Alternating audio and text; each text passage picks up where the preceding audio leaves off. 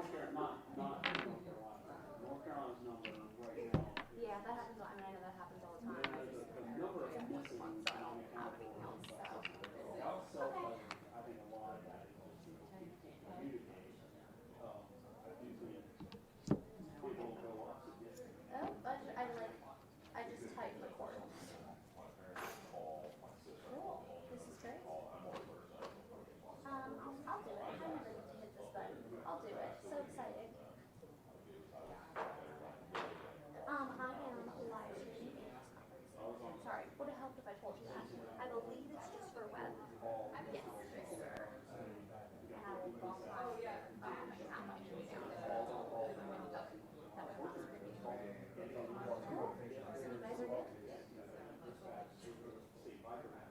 So basically, Got it. All right. one is like the big Thank you. higher. Fingers crossed. So the guy that's How we going? I'm gonna take one of the Bye. You didn't hear that? I don't know if we do much of that, but they got the gate. So 54. Well, it's closed. It's closed. And in service starts at the so like at night. Hold on. Yeah.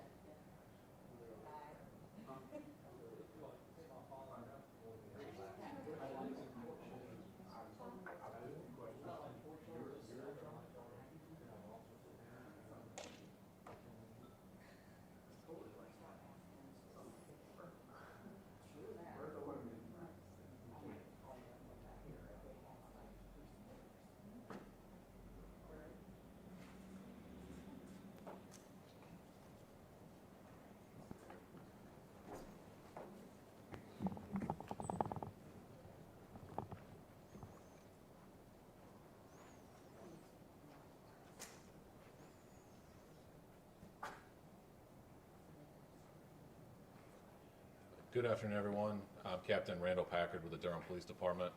We're here this afternoon to provide you a briefing on an incident that was reported to us on August 21st of 2024 involving now former Durham police officer Rayshawn Taylor. Please keep in mind that this is an ongoing investigation, so if additional updates become available after today, we will provide those as they're available. I will now turn it over to Chief of Police Patrice Andrews to provide you all an update and answer some quick questions afterwards.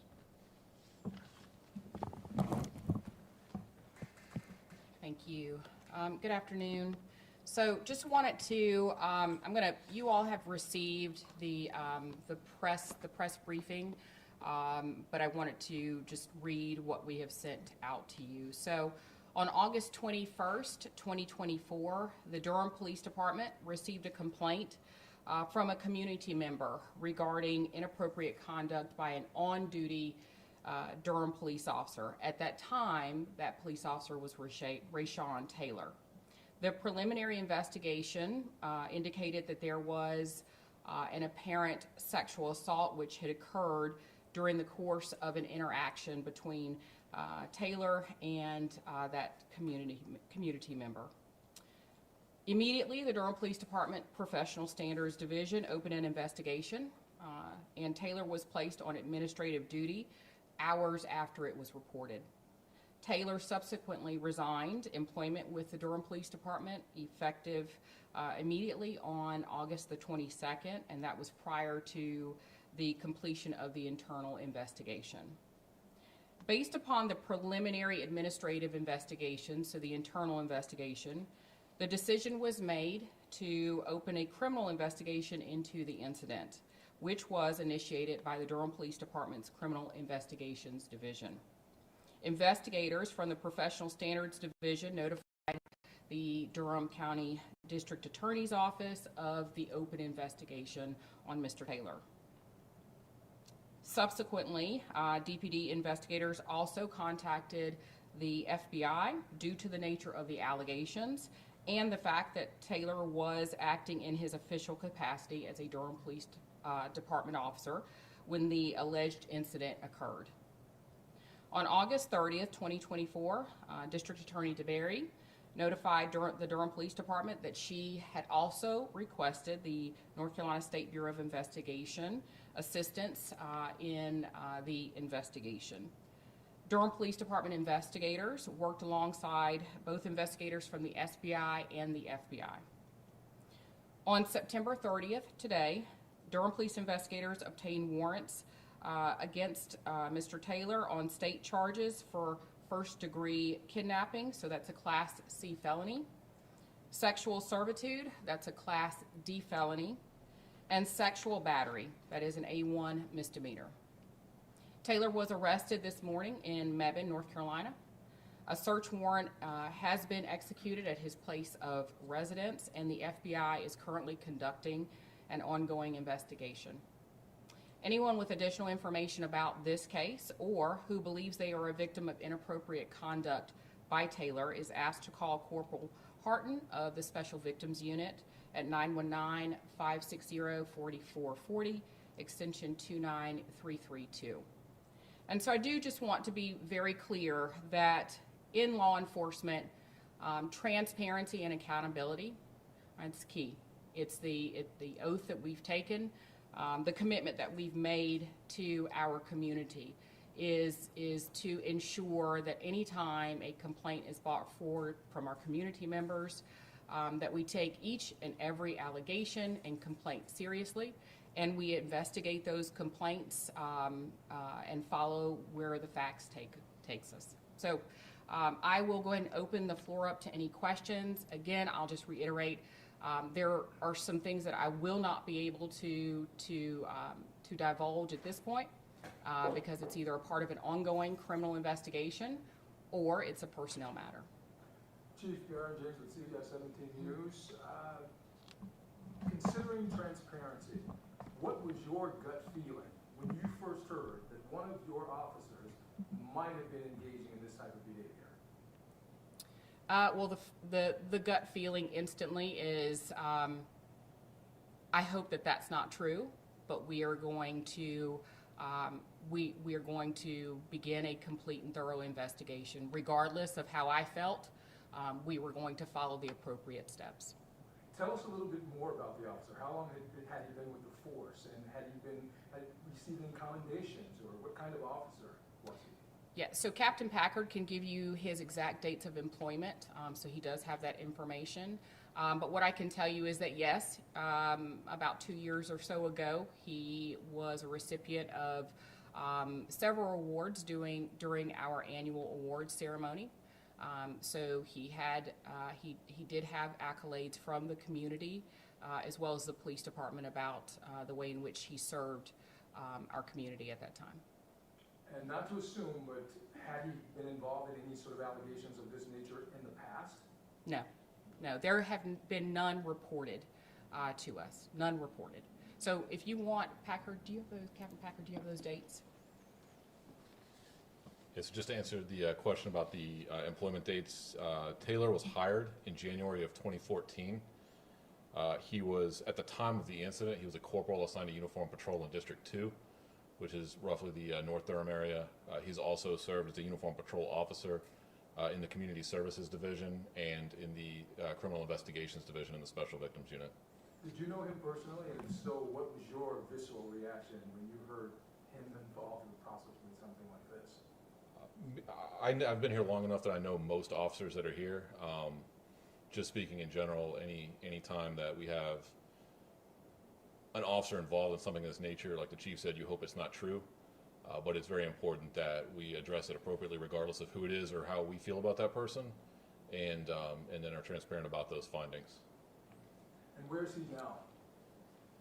So he is, he's being processed at the Durham County Detention Facility. So that's where he is right now.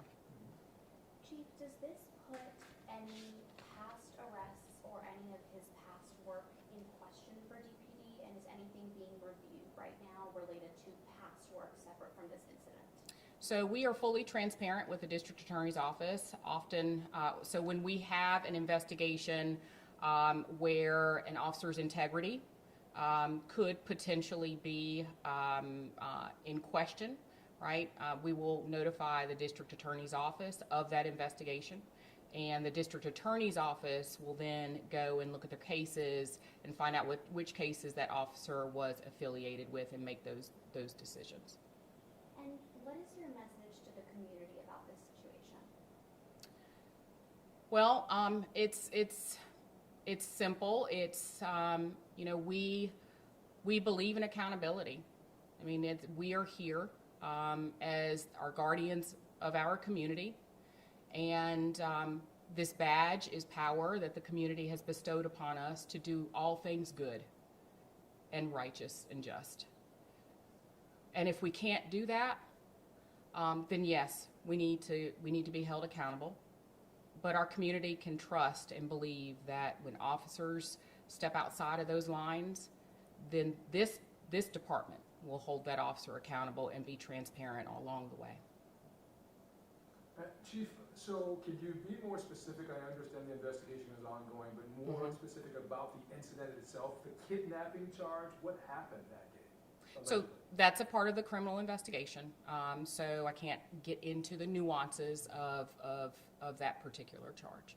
Can you at least tell us this community member, a female, male, adult? Apparently adult because of the charge, right? An adult, that's what I can say. Obviously, because it's a sexual assault, there are guidelines as it relates to privacy. And we want to make sure that we are also keeping our victim in mind as we speak about this case, as we report today, because it's important that we are not re-traumatizing our victim that has been so brave to come forward. How is the victim doing that? We appreciate that sentiment. How is the victim doing? Physically, the victim is okay.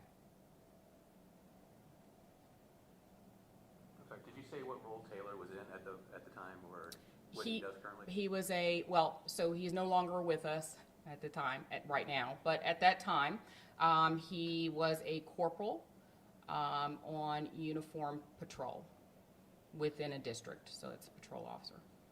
And I do want to just also thank a number of people, but specifically I want to thank my investigators, criminal investigators who had the really difficult tasks of investigating their own. Putting personal feelings aside, knowing that person, working with that person. It's difficult, but I do want to appreciate them for their work in getting to the point that we are. My professional standards division, they do a lot of work every day, so this just isn't the only complaint that they investigate on a daily basis. It is very hard for them, but they are fact finders and truth seekers, and that's what they do. And they're very committed to doing that. So I want to lift them up. And then also our partners with the FBI, the State Bureau of Investigation, as well as the District Attorney's Office for just always being very, very present in this investigation. Chief, can you talk about when there is an investigation into a member of law enforcement, now former member, the why behind other agencies like the FBI being involved?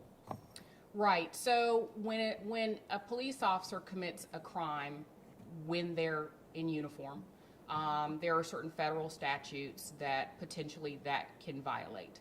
And so the FBI will come in, much like we did, and they will run a separate investigation.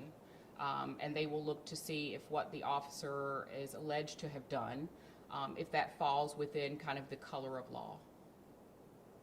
Okay. All right. Great. Thank you all so very much.